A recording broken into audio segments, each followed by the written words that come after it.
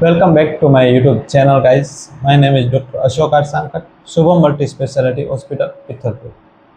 Thank you for the support in the last two videos. આજે આપણે એક નવા ટોપિક વિશે વાત કરીએ જેનું નામ છે ફીવર. તો ફીવર એટલે કોઈ બી આપણે નાની મોટી પ્રોબ્લેમ હોય તો તાવ આવવો કોમન વસ્તુ છે, કોમન સિમ્ટમ્સ છે.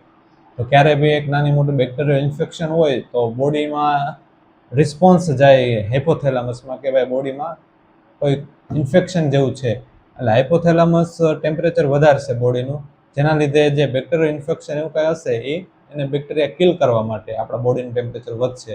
તો આવી રીતે તાવ આવવાનું કારણ એ હોય છે. તો ઘણીવાર આપણે આવો તાવ આવતો હોય તો પેશન્ટ નાની મોટી ઘરે દવા પડેલી હોય કે પછી ડૉક્ટર પણ ઘણીવાર દવા આપી દેતા હોય છે નાની મોટી તાવ આવવાની, અને પેશન્ટને રિલીફ થતું, પણ એકચ્યુઅલી એનું કારણ બેક્ટેરિયલ કે વાયરલ કોઈ બી અંડરલાઈન કોઝ હોય છે તાવ આવવા માટે.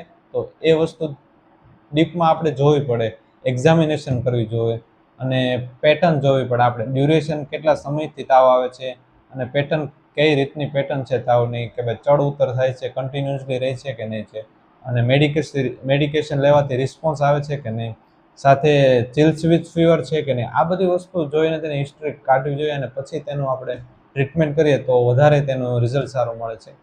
અને એક્ઝામિનેશનમાં આપણે વાત કરીએ તો હેડ ટુ ટો એક્ઝામિનેશન કરવામાં આવે છે, જેમાં આંખની એક્ઝામિનેશન, આપણે થ્રોટની એક્ઝામિનેશન, ચેસ્ટ અસ્કલ્ટેશન, એબ્ડોમિન એક્ઝામિનેશન, આ બધી એક્ઝામિનેશન કરીને આપણે જોવાનું હોય છે. અને ડાયગ્નોસ્ટિક ક્લુ કાંઈ મળે કે નહીં એના માટે આપણે જોવું પડે.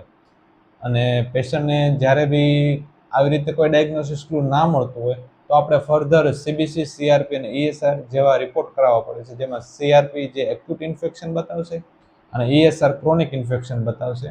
અને જો આમાં પણ કોઈ ડાયગ્નોસિસ ક્લુ ના મળતા હોય તો આપણે એલએફટી, આરએફટી, ચેસ્ટ એક્સરે કે યુએસજી સોનોગ્રાફી કરાવીને જોવાનું હોય છે.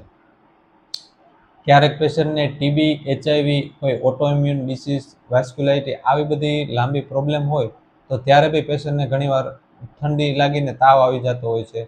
તો તે ઘણીવાર અંડરલાઇન કોઝ થતા હોય છે અને ઘણીવાર રૂલ આઉટ કરવું જરૂરી હોય છે. અને તો આપણને જાણી શકીએ કે શેના લીધે આ બધી વસ્તુ છે. તો આ કારણ હોય છે, આપણે એક નાનું એવું સિમ્ટમ્સ હોય છે અને ઘણીવાર આપણે ઇગ્નોર કરતા હોય છે. Thank you for the watching. Like, share and subscribe my channel.